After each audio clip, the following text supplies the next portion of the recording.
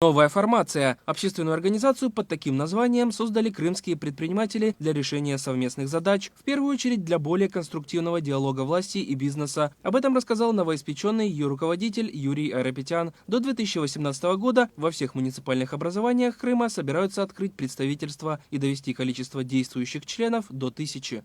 Основная цель создания организации – это, как мне кажется, формирование своего рода кадрового резерва.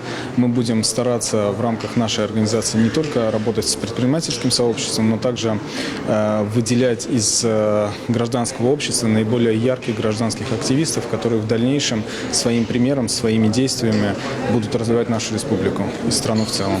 В организацию вступили яркие гражданские активисты, например, такие как Евгения Горькава, ее студия Art Vision и благотворительный фонд «Живая вода». Это помощь детям больным ДЦП, с синдромом Дауна.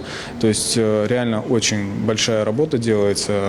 Все, кто пришел на презентацию нового объединения, отмечают своевременность создания такой платформы. Она будет услышана властью намного быстрее и реально поможет Крыму развиваться, говорят общественники.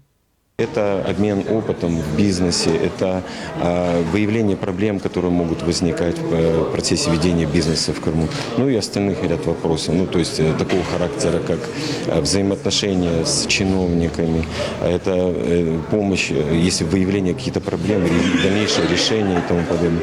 То есть, чтобы предприниматель сегодня не оставался один на один с своими проблемами. То есть вот оно, опять же, сотрудничество общества с властью. Только вот оно, общество может объединяться, кооперироваться, взаимодействовать между собой, обсуждать какие-то реально насущные проблемы и при этом совместными усилиями предлагать, уходить от неконструктивной критики к, наоборот, конструктивным предложениям, конструктивному взаимодействию и возможностью действительно что-то решать на благо региона, на благо себя, на благо общества и на благо нашей страны России. Сегодня общественники и бизнесмены не только собрались поговорить, но и подписали сразу 3 меморандума о сотрудничестве, в том числе с Ассоциацией крымско-татарских предпринимателей и аналогичной ей, объединяющей участников свободной экономической зоны, работающих в Крыму.